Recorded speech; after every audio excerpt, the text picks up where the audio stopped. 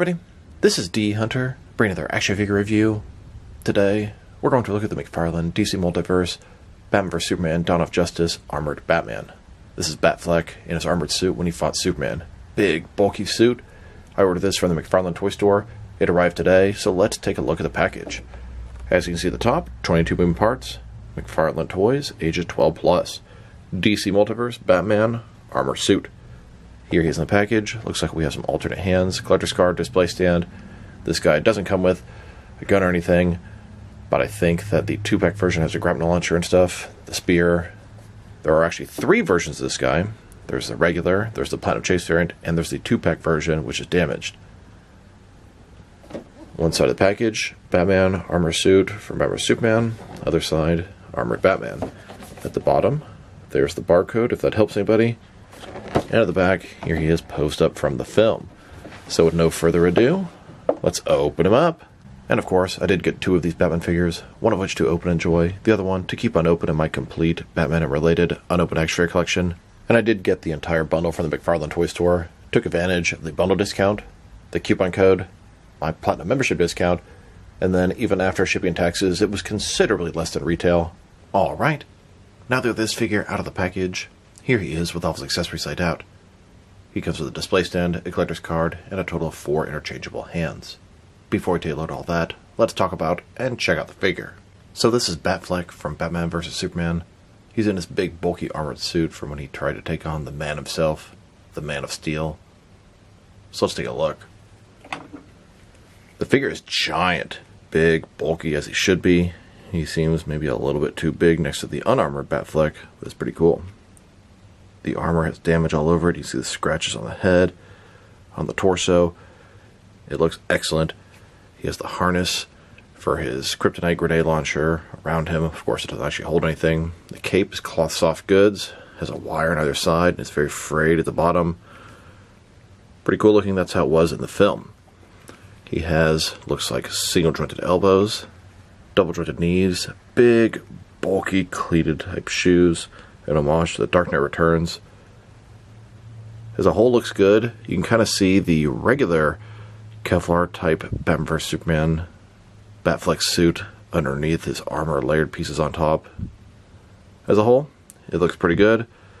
White lenses in the eyes, angry expression in the mouth, and a closer look at his face and head sculpt. I think it looks pretty good. The expression on the mouth looks good. The armored cowl looks good. The damage, the eyes, it's all there. The paint job, I'm very pleased with what I'm looking at so far. He's really big, as he should be. And here's the figure, broken down as far as he can go, with all of his removable parts detached. Now let's check out his accessories. He's got hands. It's really the only traditional accessories. He really should have the kryptonite spear. I'm not sure why he didn't come with it. The Platinum Chase version of this guy has it, and McFarlane did us dirty by doing that. You can also get in the 2-pack with Superman and Doomsday. The 2-pack damage version of the Armored Batman comes with a grapnel launcher and all those types of accessories. I believe it has the grenade launcher. These are all things that really would be nice if this guy came with, but I understand there's an issue with guns or grapnel launchers or things that look like guns coming with regular release figures, but there's no reason this guy couldn't come with a kryptonite spear. So let's check out the boring accessories first. Here's his display stand. Nothing special. We've seen that countless times before.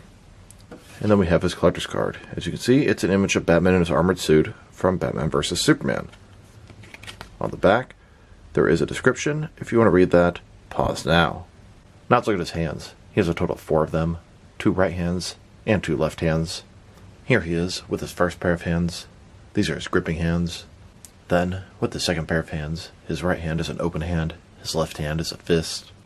Now I can name 4 other accessories that would have been nice this guy came with. The kryptonite spear, grapnel launcher, kryptonite grenade launcher, and an alternate battle damaged head. But we have the 2-pack release, and that'll come with the majority of those items. And then we have the kryptonite spear. Mine came with the Superman Doomsday 2-pack, but the Platinum version also contains one. So if you want to get all the parts, you have to buy more than one figure, which is annoying.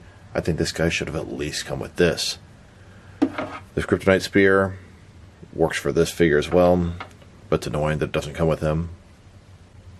Here's a look at the armored Batman holding that kryptonite spear. Now let's check out his cape real quick. His cape is done in cloth soft goods. Has a bendy wire on the other side. It can stretch out about this far. Looks pretty nice. And because it's a bendy wire, you can go ahead and have it sort of flowing in the wind. All that sort of fun stuff. Can be pretty cool, and it's pretty easy to use. Now that we've taken a pretty good look at the figure and his accessories, let's check out his height. From bottom to the top of his head, standing at about 7.6 inches tall, maybe 7.7. If you go to the top of the ears, about 7.8 inches tall. 7.7 inches translates to about 19.5 centimeters. And for his articulation, starting with his head, of course, you can rotate side to side, but not that much. This harness thing really blocks it. Other side a little bit more. You can look down that far. Up, not too much. Can't tilt his head from one side to the other very much, a little bit that way. Shoulders, a ball joint, goes out more than 90 degrees. The shoulder pads are soft, they totally move out of the way. Up, down, around. He's got this butterfly ring between his shoulder and chest, increasing the range of motion, although my butterfly joint seems quite stuck, but it covers up a large gap there. He's got a bicep cut below that. He also has rotation in the elbows. They go in single jointed, less than 90 degrees. His wrists can rotate, and it's hinged, although it's so tight that I can't even get it to hinge one click. He's got articulation in his torso, rotate around, forward and back. Another one in his waist, rotate around, forward and back between the two. Very good range of motion in the torso. You get more from the torso than the waist, and it's hidden pretty nicely the way the armor's designed. Legs, completely does the splits. McFarlane style hip joints. Rotation's very good on him. Legs go forward. Pretty good, that far. Back, not much. Double jointed knees. And then his ankle. Forward and back. Rotate. Tilt rock at least a little bit, and toe articulation. Here's a look at Batfleck in his armored suit, hitting the bat signal, taunting Superman. And after they have their long, drawn-out fight, here's Batman about to stab Superman with the kryptonite spear. Now let's check them out, next to some other action figures, starting off with some other armored Batfleck figures. Here's this McFarlane armored Batfleck, next to the DC Direct movie version. I thought this figure was big, but boy, look at the McFarlane version. And here he is next to the Mezco version, which is probably the nicest armored Batfleck that's out there. And here, next to the Mafex version. Then, next to Mattel's DC Multiverse version. And now, with Mattel's 6-inch scale basic versions. Here are a bunch of different versions of the armored Batfleck from Batman vs Superman, from different various companies in order from largest to smallest. By McFarlane, DC Direct, Mezco, Mafex, and a couple by Mattel. McFarlane also made 4 different variations of the armored Batman from Batman The Dark Knight Returns. That was a huge inspiration for Batman vs Superman and the armored Batfleck. Here's the armored Batfleck next to the regular Batman vs Superman Batfleck. Now I think the armored one is a great size. He's big, giant, bulky, but I think the regular one is just a little too small, should be larger. And here he is, next to the Knightmare Batman from Batman vs Superman. These guys are part of the same wave. Here he is, next to 4 different variations of Batfleck in his tactical suit from Zack Snyder's Justice League. And here, with a couple of Batfleck figures from the Flash movie. Here are all the different Batfleck figures I have by McFarlane Toys. I have a total of 9 of them from 3 different films. There are actually 3 more I need to be fully caught up by McFarlane. We have the Platinum version of this armored Batman, and then there's the 2-pack, which has a different variation of the Knightmare Batman, and a battle damage version of the armored one. At that point, there will be 12 of them, and I'll be fully caught up. They've really done a good job covering all the Batfleck figures. I wish they would revisit Batman vs Superman and make a larger, better one. The only one they really haven't done is the traditional suit from the Justice League film. And if they really wanted to milk it, they could do a Batfleck from Suicide Squad with a rebreather. And in case anyone's curious, here's McFarlane's armored Batman next to the Fonjoy Batman from Batman vs Superman. These guys scale up really good next to each other. Here he is with the rest of the Batman vs Superman figures by McFarlane Toys. The only one that came out before is the traditional Batfleck. Now we have the new 2-pack as well as 3 individual figure releases. There are still 4 more figures I need to complete all of McFarlane's Batman vs. Superman offerings. That is the 2-pack with Knightmare Batman and the Battle Damage Armor Batman, as well as the Platinum version of the Armored Batman and the Platinum version of Superman. I'm on the hunt for those Platinums. If anybody can help me out, please drop me a line in the comments below. Now, there are plenty of other things McFarlane could make from Batman vs. Superman.